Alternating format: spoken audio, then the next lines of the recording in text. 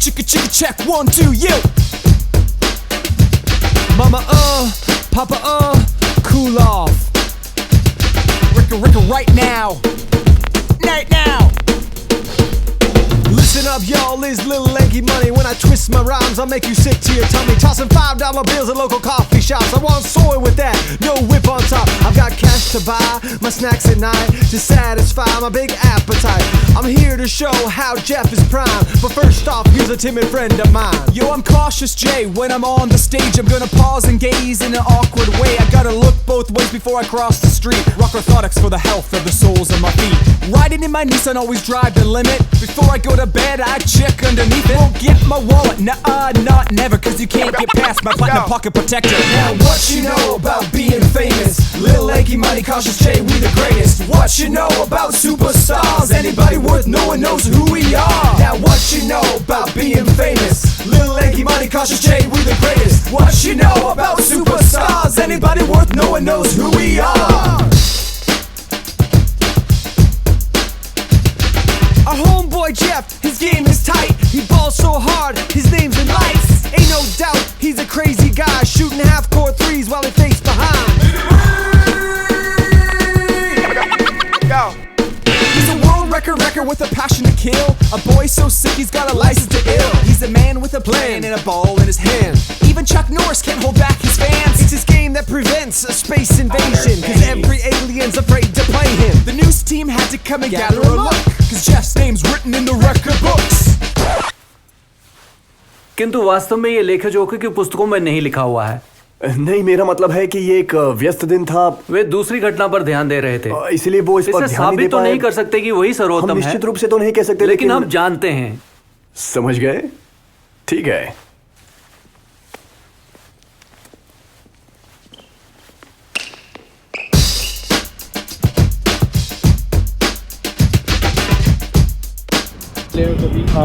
मिला हूँ।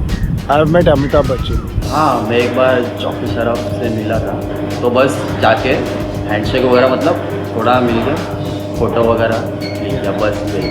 I've seen Sharman Joshi once walking on the road. He was wearing, very awkward sunglasses. So he obviously did not want to be spotted. So I did not talk to him.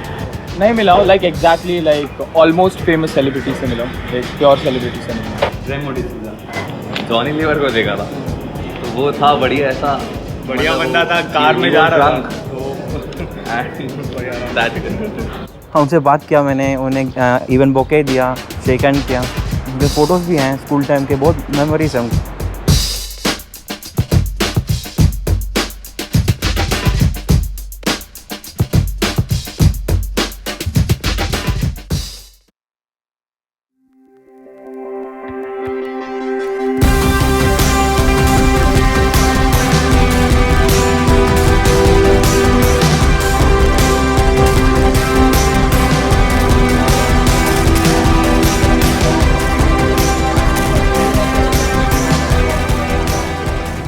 किसी को प्रसिद्ध बनाने वाले लाखों कारण होते हैं। कितने लोग उनका नाम जानते हैं, वे किसके साथ घूमते हैं, उन्होंने क्या क्या किया। कोई प्रसिद्ध है, ये देखने का एक आसान तरीका यह है कि जांचें कि उनके ट्विटर पर कितने समर्थक हैं या यूट्यूब पर कितने व्यूअर हैं।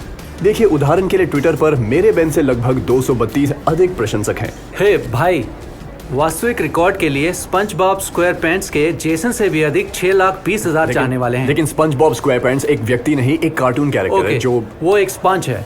एक बोलने वाले स्पंज के तुमसे अधिक चाहने वाले। Ben, okay. यदि हम सोचकर देखें इतिहास में अब तक रहे लोगों में तुम्हें कौन सबसे अधिक प्रसिद्ध व्यक्ति लगता है, तो बिना किसी संदेह के वो यीशु ही होगा। उन्होंने संसार पर सबसे अधिक प्रभाव डाला है। एक मिनट के लिए सोचिए, यीशु का जीवन इतिहास को विभाजित करता है। हमारे कैलेंडर उनके जीवन पर आधारित है। इतिहास 2 मुख्य भागों में बटा हुआ है। अब तक हमने ईसा पूर्व और ईस्वी का प्रयोग किया है। बीसी का अर्थ है बिफोर क्राइस्ट। लैटिन भाषा में एडी एनो डोमिनी है, जिसका अर्थ है हमारे परमेश्वर का वर्ष। यदि आपका जन्म वर्ष 2000 में हुआ होता, तो आप यीशु के इस धरती पर आने के 2000 वर्षों बाद जन्मे होते। यीशु इतने प्रसिद्ध हैं कि उनका नाम शपथ लेने के लिए लिया जाता है। हम और किसी का नाम तो यूज नहीं करते। Oh, Elvis Presley, mother Teresa, SpongeBob SquarePants. Ben, मुझे माफ कर दे यार। मैं तुम पर ऐसे बॉल फेंक रहा था और मैं नहीं जानता कि क्या हुआ। दोस्त, मुझे माफ कर दो, मुझे ऐसा नहीं बोलना चाहिए। नहीं, मुझे माफ कर दे यार, मुझे गेंद ऐसे नहीं फेंकनी चाहिए। आओ चलो खेलें। ओके। तो यीशु कौन है और क्यों संसार भर में 2 अरब लोग उनसे प्रार्थना करते हैं और उनकी महिमा करते हैं, और क्यों पढ़ते हैं एक पुस्तक जो मात्र उन्हीं के बारे में है? चलो देखें। यीशु एक यहूदी थे जिनका जन्म इजराइल में 2000 वर्ष पूर्व हुआ था। उन्होंने जीवन जिया, कार्य किया, भोजन किया, ठीक आपके और मेरी तरह सोए, हंसे और रोए। वो उन सड़कों पर चले जो यहाँ से अधिक दूर नहीं है। विश्वसनीय इतिहासकारों या मानव विज्ञानियों में ऐसे कोई नहीं है जो इसे इनकार करें। योसेफस नामक प्रथम शताब्दी के एक लेखक जो स्वयं एक मसीही नहीं थे, उन्होंने यीशु का उल्लेख एक बुद्धिमान व्यक्ति, एक शिक्षक और एक अद्भुत कार्य करने वाले के रूप में किया। उनसे जीवन और विश्वास के बारे में सुनने के लिए हजारों लोग एकत्र हुआ करते थे और उन्हें शारीरिक चंगाई प्राप्त हुई। वे उसके द्वारा कही गई खास बातों और कार्यों के कारण प्रसिद्ध हो गए। कुछ ने उनसे प्रेम किया और दूसरों ने उनका इनकार किया। वे 30 वर्ष के थे जब रोमी अधिकारियों ने उन्हें पकड़कर उनकी हत्या कर दी, किंतु कुछ ही समय के बाद उनके शिष्यों ने यह दावा करना शुरू कर दिया कि वे फिर से जी उठे हैं। उस दिन से हजारों, फिर लाखों और अब अरबों लोग मानते हैं कि वे मरों में से जी उठे थे। ये एक अजीब सा विचार है कि किसी व्यक्ति ने मृत्यु को हरा दिया हो, और यही दावा है कि यीशु एक मनुष्य से बढ़कर था। प्रारंभिक मसीही कलीसिया के अगुओं में से एक प्रेरित पौलुस यह लिखता है, मसीह अदृश्य परमेश्वर का दृश्य रूप है। दूसरे शब्दों में यीशु परमेश्वर है। मुझे अच्छा लगता है जो बोनो ने यीशु के बारे में बेन को उसके बारे में बात करना पसंद है। 80 और 90 के दशक का एक आयरिश रॉकर। हर एक ने यूट्यूब को सुना है। हाँ, जैसा कि मैं कह रहा था, बोनो से एक इंटरव्यू में यीशु पर उसके विश्वास के बारे में पूछा गया। रिपोर्टर ने कहा, मसीह संसार के महान विद्वानों में से एक है, किंतु परमेश्वर का पुत्र, आपको ये बात कुछ अधिक ही नहीं लगती? बोनो ने उत्तर दिया, नहीं, ये मेरे लिए कुछ भी अधिक नहीं है। देखो, मसीही घटनाक्रम के प्रति एक सांसारिक प्रतिक्रिया यही होती है। वह एक महान नबी और रोचक व्यक्ति थे, पर वास्तव में मसीह आपको ऐसी अनुमति नहीं देता। वह आपको यूं नाकाम नहीं रखता। मसीह कहते हैं, मैं सशरीर परमेश्वर हूँ। तो जो रह जाता है वो है या तो मसीह वही था जो उसने कहा वो था, अथवा वो एक पूरे मूर्ख थे। ये विचार कि एक मूर्ख लगभग आधी पृथ्वी से अधिक के लिए संपूर्ण सभ्यता की दिशा बदलकर उल्टा पुल्टा कर सकता है, ये मेरे लिए असंभव बात है।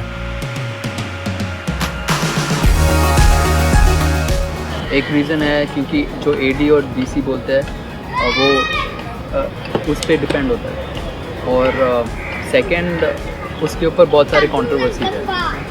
Because he was a living God. क्योंकि वो सच्चा खुदा है ना, इसीलिए लोग क्रिश्चियन लोग यीशु मसीह को भगवान मानते हैं। तो और क्रिश्चियनिटी सबसे बड़ा रिलीजन जैसा है पूरे वर्ल्ड में, तो ज़्यादा लोग जानते हैं जीसस को क्रिश्चियन लोग के through. The life Jesus lived was not as a normal human being। हम ऐसे नहीं जी सकते जैसे प्रभु यीशु ने जिया। जीसस फेमस इसलिए है क्योंकि उन्होंने मैनकाइंड के लिए उन्होंने अपना ज़िंदगी बलिदान दिया। उनके बलिदान की वजह से वो बहुत फेमस है।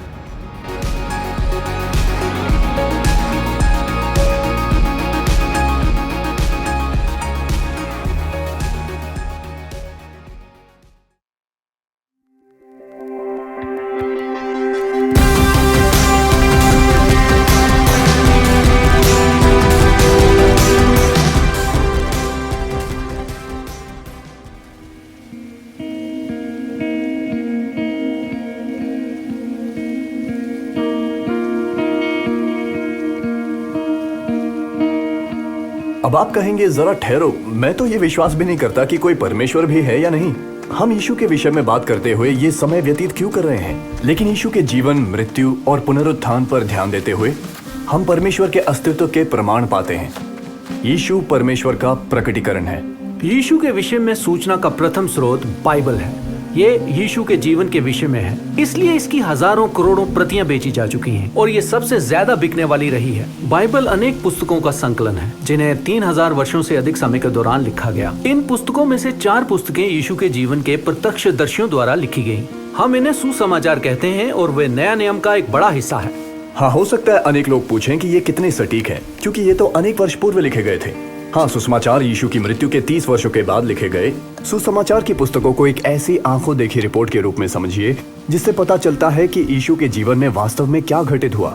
यदि कुछ असत्य होता तो इसके विषय में कोई ना कोई बोल ही देता।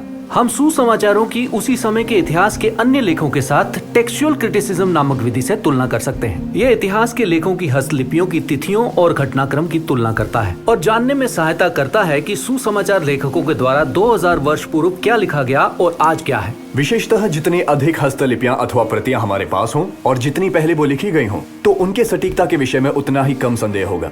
यदि आप उस समय के सबसे विश्वसनीय ऐतिहासिक लेखों के साथ सुसमाचारों की तुलना करें, तो बाइबल अल्प समय में सबसे अधिक प्रतियां रखने में अन्य लेखों के तुलना में सबसे आगे है। लेखों के आलोचकों में सबसे महान आलोचक F.J.A. होट ने यह कहा, प्रमाणों की भिन्नता और भरपूरी में जिस पर यह आधारित है, नया नियम अन्य प्राचीन गद्य लेखों में सबसे पूर्ण है। इसलिए यीशु के जीवन के बारे में हमें बताने के लिए सुसमाचारों पर विश्वास किया जा सकता है। सुसमाचारों को पढ़ते हुए जिस प्रथम बात पर आपका ध्यान जाएगा वो ये है कि यीशु ने एक चमत्कारी जीवन जिया। वो पानी पर चले, हजारों लोगों को खिलाने के लिए भोजन की बढ़ोतरी की और रोगियों को ठीक किया। मत्ती एक अवसर का उल्लेख करता है जब यीशु की भेंट एक कोढ़ी से होती है। कोढ़ चमड़ी, मांसपेशियों और नसों को प्रभावित करके व्यक्ति को विकृत कर देता है। उस समय इस रोग को गलत समझा जाता था और जिन लोगों को कोढ़ हो जाता था उन्हें बहिष्कृत कर दिया जाता था।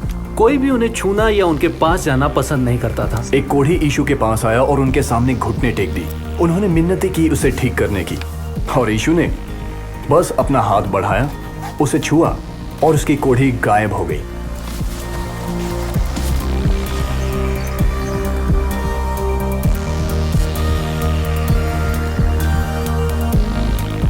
इस घटना में सबसे अद्भुत बात यह नहीं कि यीशु ने उस व्यक्ति को ठीक किया, बल्कि उस व्यक्ति को छूना चाहा जिसे कोई भी छूना नहीं चाहता था। यीशु ने ऐसा जीवन जिया जो सांस्कृतिक मानकों के प्रतिकूल था।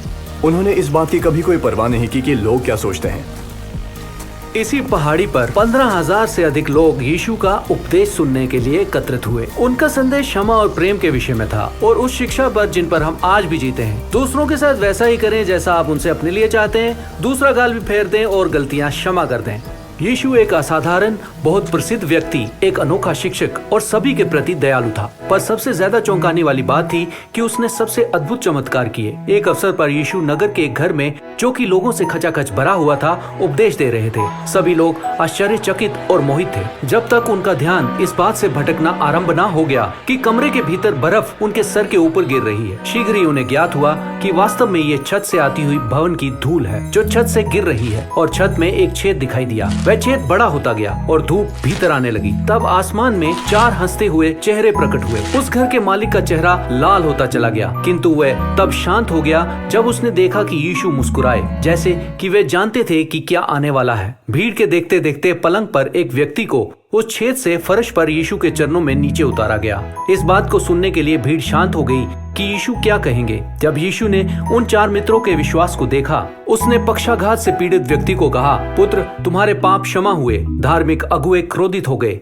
कि यीशु ने क्षमा प्रदान की। निश्चयता मात्र परमेश्वर ही ऐसा कर सकता है, किंतु यीशु ने उनकी आलोचना का प्रत्युत्तर एक शांत अधिकार के साथ ये कहते हुए दिया, सरल क्या है, इस पक्षाघात से पीड़ित व्यक्ति को ये कहना तुम्हारे पाप क्षमा हुए, अथवा ये कहना उठ, अपनी खाट उठा और चल फिर। परंतु मैं चाहता हूँ कि तुम ये जान लो कि मेरे पास पापों को क्षमा करने का अधिकार है। अतः उसने उस व्यक्ति से कहा, उठ, अपना गलीचा उठा और चल फिर। क्या आप अनुमान लगा सकते हैं कि आगे क्या हुआ? उस व्यक्ति ने ठीक वैसा ही किया जैसा यीशु ने कहा था। वह उठा, उसने अपना गलीचा उठाया और भीड़ के मध्य से घर से बाहर चला गया, जबकि वहाँ खड़ा प्रत्येक व्यक्ति आश्चर्यचकित था। कुछ अतिवादी वाक्य जो यीशु ने कहे, उनमें कुछ ऐसे विवरण थे जो स्वयं उनके अपने विषय में थे। मैं जगत की ज्योति हूँ, जीवन की रोटी मैं हूँ, पुनरुत्थान और जीवन मैं हूँ। कुछ धार्मिक और आध्यात्मिक अगुए कहते हैं ये तुम्हारे जीने का तरीका है। यीशु ने कहा, मार्ग मैं हूँ। कुछ लोग जीवन की जटिलताओं को हटाना चाहते हैं। यीशु ने कहा, जीवन मैं हूँ। यीशु ने अपने अनुगामियों से कहा, यदि तुमने मुझे देख लिया तो तुमने पिता को देख लिया। उसके बाद एक बार और उन्होंने कहा, मैं और पिता एक हैं। उन्होंने इस बात की घोषणा की कि वह पिता परमेश्वर का दृश्य रूप है। अपने जीवन के बारे में कल्पना करें जो एक पुस्तक में आपके जन्म होने से पहले ही लिखी जा चुकी है, कि आपका जन्म कहाँ होगा, आप जो जो कार्य करेंगे, आप किस परिवार का हिस्सा होंगे और आपकी मृत्यु कैसे होगी। यही यीशु का जीवन है। बेतलहम में यीशु के जन्म से पहले उनके विषय में अनेक पुस्तकें लिखी गई थी। उनके जीवन के 33 वर्षों में उन्होंने 300 से अधिक नबूवतों को पूरा कर दिया और उनके मरने के दिन उनमें से 29वीं को। यहाँ कुछ उदाहरण हैं। यीशु का जन्म यहूदा के यहूदी कुल में दाऊद राजा के परिवार में हुआ था। उन्हें परमेश्वर और मनुष्य दोनों ही पुकारा गया। उनका जन्म बैतलहम में हुआ। 70वीं ईस्वी में ढाए जाने से पहले वे यरूशलेम के मंदिर में गया। उसे 30 चांदी के सिक्कों के लिए एक मित्र ने धोखा दिया। अपराधियों के साथ क्रूस पर चढ़ाने के द्वारा उसकी हत्या की गई। उसे एक धनी व्यक्ति की कब्र में रखा गया और वह मृतकों से जी उठा। यीशु के विषय में समाचार फैलने लगे, उनके क्षमा संदेश का, बहिष्कृतों के लिए प्रेम का, और जो सामर्थी चमत्कार उन्होंने किए। लोग दूर दूर से उन्हें भेंट करने, उन्हें देखने और यहाँ तक कि उन्हें छूने आए। उनकी प्रसिद्धि से उस समय के धार्मिक और राजनीतिक अगुओं को चुनौती मिली, इसलिए उन्होंने उन्हें मार डालने का षड्यंत्र किया। उन्होंने उन्हें रोमी अधिकारियों को सौंप दिया और क्रूस पर उनकी हत्या कर दी। उनके हाथों और पैरों में कीलें ठोक दी और आश्वासन के लिए उन्होंने भाले से उसकी पसली को बेध दिया। किंतु यीशु के जीवन की कहानी यहीं समाप्त नहीं। यहाँ समाप्त नहीं होती।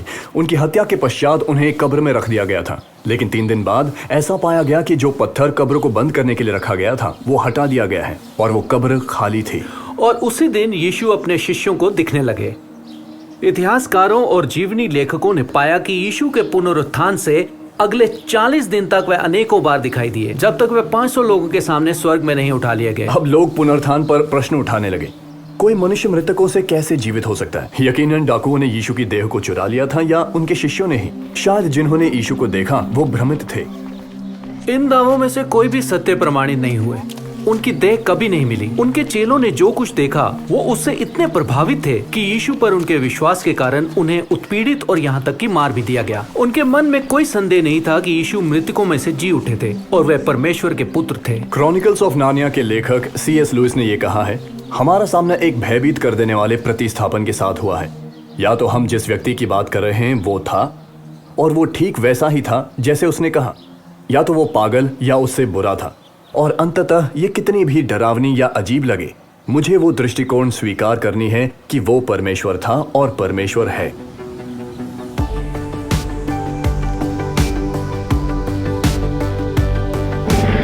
ये पार्ट अच्छा लगता है कि यीशु मसीह ने अपनी ज़िंदगी कुर्बान कर दी हमारे लिए।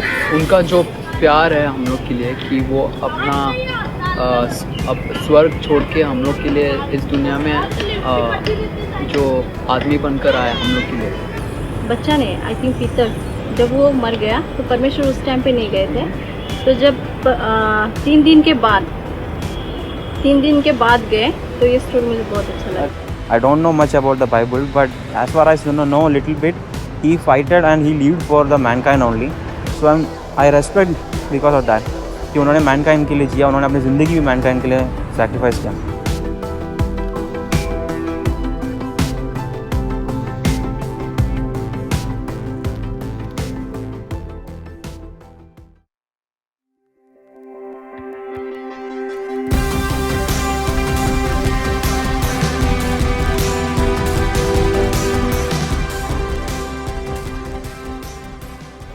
थॉमस यीशु का सबसे नजदीकी शिष्य था, मगर उसने भी विश्वास नहीं किया कि यीशु पुनः जीवित हो चुका था। यूहन्ना 20 में हम पढ़ते हैं कि अन्य शिष्यों ने बताया थोमा को, हमने देखा है प्रभु को, मगर वो संतुष्ट नहीं था।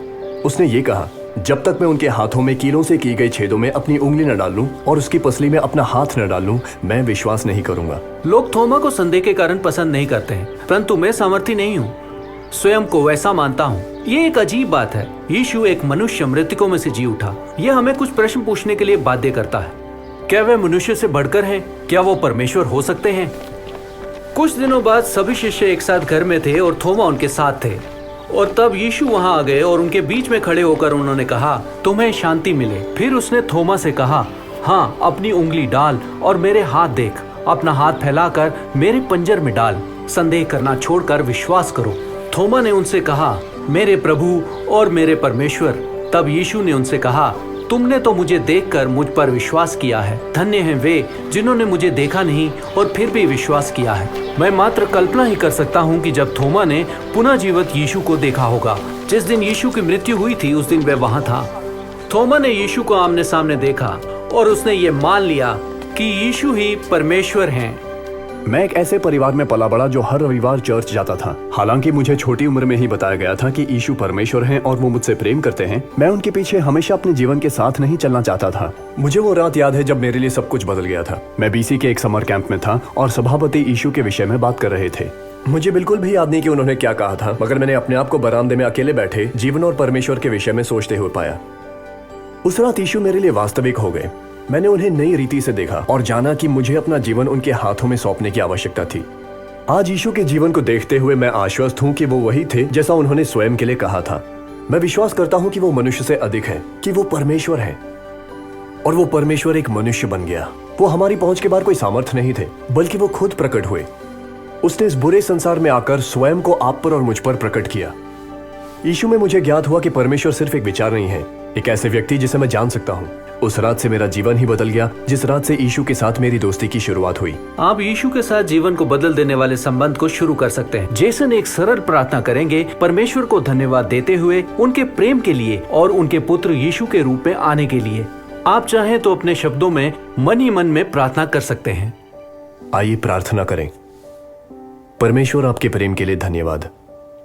पृथ्वी पर अपने बेटे यीशु को भेजने के लिए धन्यवाद। हम विश्वास करते हैं कि यीशु परमेश्वर है।